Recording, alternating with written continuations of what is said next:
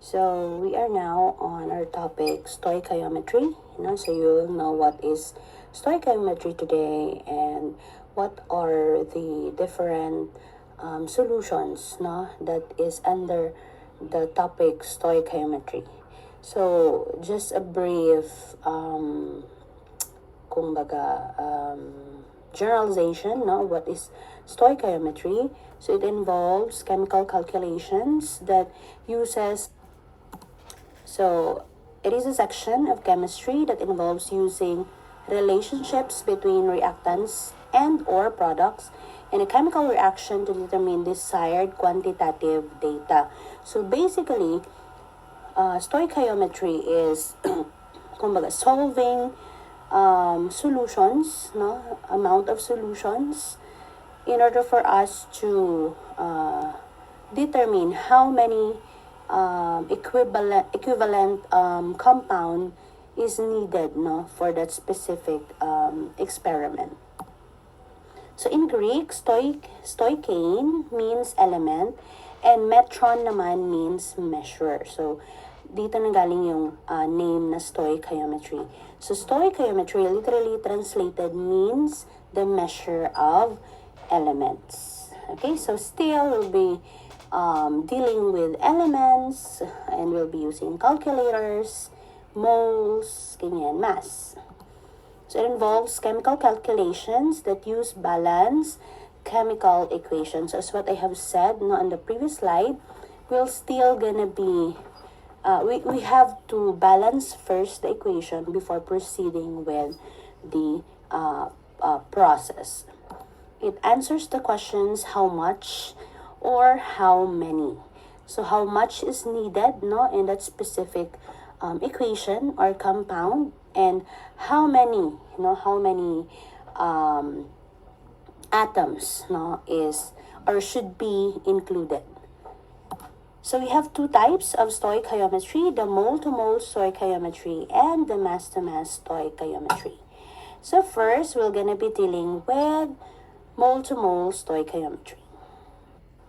The first example, for mole-to-mole stoichiometry is we have hydrogen, and nitrogen as a reactant, and NH3 for the product. Okay? So of course, as what I have said on the two previous slides, we have to balance first the equation. So how would we balance this? So of course, on the balancing equation part, we have to list down first, the number of atoms of each element. So you have hydrogen 2, nitrogen 2 on the reactant, and on the product side, we have nitrogen 1 and hydrogen 3. So looking at the hydrogen, so we have 2 and 3, right? So I'll not be using a table anymore. So we have 2 here, and on the other side is 3. So what is the least common multiple of these 2? Okay? So is it 2 or 3 or 4, 5, or 6 or more? Okay? So we have 6, right? 3 times 2 is equal to 6. 2 times 3 is equal to 6. So that is their least common multiple. So we have to put, we have to put a coefficient, which is a 3, in order for us to get a 6. And then on the other side, since we have 3 here, and in order for us to get a 6, we have to multiply it with 2. So now, looking at our equation, isa-isahin. So we have, for hydrogen, we have 6, on the reactant side, and on the product side, we also have 6. Now, let's look at the nitrogen. So nitrogen here is 2, and because of the additional coefficient na 2, our nitrogen on the product is also or already 2. So we have our balance equation. So the question is, how many moles of nitrogen are needed to react with 7.5 moles of hydrogen? Okay? So ang given natin are Okay, so we have our 7.5 moles of hydrogen. Yes, right here. Okay. And in order for us to somehow get the number of moles of nitrogen, we have to look at this equation. So upon looking at this equation, we have two elements that are involved.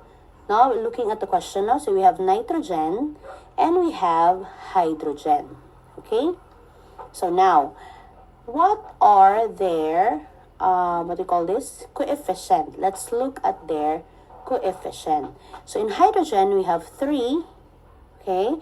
And nitrogen, we have 1. So this is understood 1 dito na part.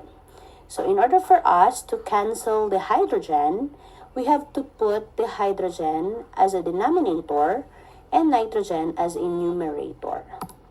Just like that one. And cancellation, no? Merong cancellation na mangyari. This will be canceled, no? Cancel. So, if you have your calculator there, you can recheck. So, 7.5, no, moles times 1, no? This is a procedure, though hindi niya na necessary i-multiply to 1 since the answer will also be 1. You have to divide it by 3. So, okay, you can try it. And you'll get 2.5 moles of nitrogen. So the answer is 2.5 moles of nitrogen, I'm sorry sa mga asa is needed to react with 7.5 moles of hydrogen.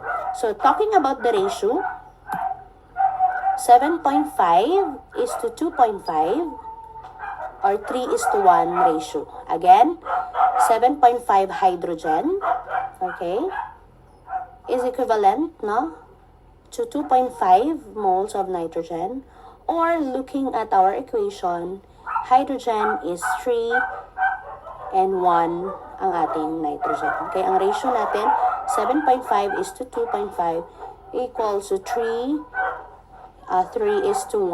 ratio. So another example, just a different problem. So again, first thing that we have to do is to balance the equation. So since this is the same, so hindi ko na iniisa-isa yung pagbalance. So the question is, how many moles of hydrogen are needed to produce 0.8 moles of NH3? So diba, kanina, on the previous slide, the involved elements are hydrogen and the nitrogen.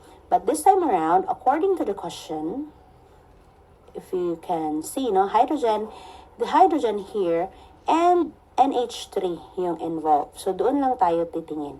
Hindi natin papakialaman yung nitrogen. So, ang given natin, we have 0.8 moles of NH3 or ating ammonia. So, again, looking at the equation and in the question, NH3 and hydrogen na yung titingnan natin. So, since our given is NH3, where shall we put our NH3? At the top or numerator or denominator? So we'll be putting it on the denominator in order for us to cancel it. And the hydrogen, since we are looking for the number of moles of hydrogen, we'll be putting that in the numerator. Just like that one. So if you compute this on your calculator, 0.8 times 3, okay, so you're gonna get the answer. And then you have to divide it by 2. And you'll get 1.2 moles of hydrogen. Take note, the formula for mole-to-mole stoichiometry is just simply this. Moles A, this one, moles A, our given. The coefficient B, which is the hydrogen, this is our coefficient B. And our coefficient A, which is the ammonia, this one. And we're gonna get our moles B. Okay? So meaning 1.2 moles of hydrogen is needed to produce 0.8 moles of ammonia. So here are more sample problems for the mole-to-mole stoichiometry. So sample problem number 1. In the reaction below, how many moles of aluminum will be used when reacted with 1.33 moles of oxygen. So this is our given equation. So take note, our formula is moles A is multiplied to a fraction of coefficient B and coefficient A, and we're going to get the moles of B. So of course, first we have to balance the equation. So I will not be using a table again. So let's just look at the element. We have aluminum here. So understood no one, no, yung kanyang, what do you call this, number of atoms. Sa kabila naman is 2. So what do we have to do in order for it to be balanced? Of course, we're gonna have to put 2, no, as a coefficient para maging balance sila with the aluminum here. Right? So they are already balanced. Now, looking at the oxygen is 2, no, on the reactant side. On the product side, we have 3. So, of course, we are always encountering 2 and 3, no, na number of atoms. And we have to always find, no, its LCM, or the least common multiple nilang dalawa, which is 6. So, in order for us to balance oxygen, we'll have to get 6, no, na total number of atoms. So, in order for this to become 6, we have to multiply it by 3. So, 3 times 2, 6. On the other side naman, we have to multiply this into 2. No? 3 times 2 is equal to 6. But take note, this is a compound and it affected, no, the aluminum as well. Looking at the aluminum here on the product side, 2 times 2, we have 4. And our aluminum here on the reactant side is only 2.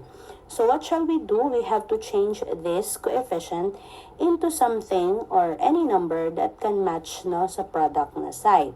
So 2 times 2, 4. So we have to make it 4. So we'll just have to change, no, the number 2 into 4. So we have our balance equation. Next step, we have to list or write our given. So looking at the question, our given is 1.33 moles of oxygen. Okay, so that is our given. Now, in our fraction, according here, no, sa ating tawag nito, sa ating formula, so titingnan natin yung given na aluminum and oxygen and compare it with the aluminum. So oxygen is 3, no? So we're gonna be putting this on the denominator na side. And we are looking for the aluminum, and we'll look at the aluminum as well dito sa equation. And we're gonna be putting that on the numerator. And it looks like this. So simple lang, multiply nyo lang yung 1.33 to 4, and then i-divide nyo lang with 3. And we'll get 1.77 moles of aluminum. So meaning, 1.77 moles yung kailangan natin, no, in order to react with 1.33 moles of oxygen. Another problem, number 2, how many moles of oxygen naman, no, are produced by the decomposition of 6 moles of potassium chlorate. Now, question mark. So here is our what do you call this? Here is our equation. So of course, based sa ginawa natin sa mga previous slides and number 1 sample problem, we have to balance first the equation. Okay? So looking at the what do you call this? Looking at the equation, no, ang ating potassium sa kabila is already balanced. Chlorine, no, and chlorine naman is balanced. The only problem is our oxygen. So same with the sample problem number 1. What we did, no, we find, no, the LCM of 2 and 3, no, diba? Same lang sila. So in order for us to get, no, to get to 6, no, as our as the LCM of both the oxygen on the reactant and the product side, we'll have to multiply this with 2. Okay, so we already multiplied this with 2. And dito naman sa kabila, we have to multiply this to 3. And looking at the compound right here, it affected the potassium and the chlorine. So potassium right here is 2. So we need to adjust this to 2. Same with chlorine. Chlorine is already 2 here. So magiging 2 din dapat. So we need to put 2 right here in order for it to be balanced. So this is our balance equation. Now, let's put our given, which is 6 moles of potassium chlorate. Okay? So take note, the involved na compound and element is the potassium chlorate, since this is our given. And what we are trying to find is the moles of oxygen. So ito yung gagamitin natin, and this one. So again, we always have to put whatever is the given according sa ating formula, yun yung ilalagay natin sa denominator in order for cancellation to happen. So, looking at the potassium chlorate, so we have 2 potassium chlorate, and our what we are looking for is oxygen. So we have 3 oxygen. Okay, so what we need to do is just simply 6 times 3 and then divide it by 2. And we'll get, of course, 9 moles of oxygen. Another sample problem, number 3. How many moles of hydrogen are produced from a reaction of 3 moles of zinc? So hydrogen and zinc naman yung involved. And this is our equation. So of course, this is our formula. What we need to do first is to balance the equation. So we have zinc. Looking at the zinc, they are already balanced. Hydrogen naman is not, so it's not balanced. So since on the product side we have 2 hydrogen, and on the reactant side we only have 1, we have to put 2 right here. Okay, and then upon putting 2 right here, it affected our chlorine, which makes it 2 as well. But looking at the product side, chlorine is already 2. So again, to recheck if this is balanced, zinc 1, 1, hydrogen 2, 2, chlorine 2, and 2. So this is a balance equation. Since we already have our balance equation, let's proceed with our given. Our given is 3 moles of zinc. So again, in order for us to cancel, we'll be using this part right here, the zinc right here. And we are looking for hydrogen, so we'll be using the hydrogen right here. So if you notice, wala silang coefficient. So we'll just put 1. Okay? And of course, since this is, the involved fraction is 1, so of course, the answer will be the same, So 3 moles of hydrogen. Next, number 4.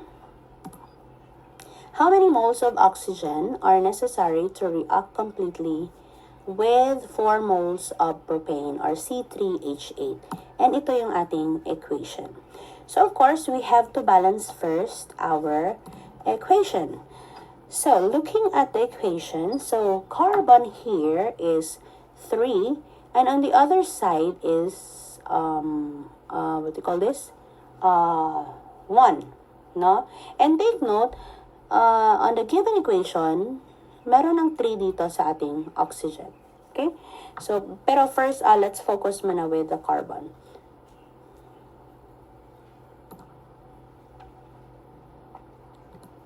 Okay, so now, we're gonna be putting 3 here in order for us to balance this. Okay, and now, looking at the, looking at the oxygen right here as well, hindi muna natin papansinin yung hydrogen kasi naapektuhan si oxygen dito. 3 times 2 is equal to 6, which is balanced naman with the reactant sign na 3 times 2 is also equals to 6. Now, the only problem here is the hydrogen. Hydrogen natin on the reactant side is 8. On the product side naman, we have 2. So, though, yeah, very simple lang naman siya. We just have to make this 8, total of 8. So, what is the number na ma-turn, no, yung ating 2 into 8? Of course, 4. We're gonna be putting 4. Next, on given naman let's proceed with the given. No? So, 4 moles of propane. And what we are looking for is the oxygen. So, ang involved natin is the propane, no, and the oxygen. Okay? So, let's make that a fraction. So, ang ating propane, no, or C3H8 natin is 1, no, understood ang 1 dito. And since we are looking for oxygen, so, 3 ang ating numerator. Okay? So, simple lang, 4 times 3, no, divided by 1 is equal to 12 moles of oxygen. For your assignment number 4, in a 1/4 sheet of paper pa rin, so copy din answer the question ha. So, Fe plus O2, no, ang product naman is Fa2O3. So, ang question is, how many moles of Fe2O3 are produced from 6 moles of Fe? So, this will be submitted, no, on Monday, no, March 23 tayo ngayon. Ay, no, 27. No, March 30. Yeah, it will be submitted on March 30.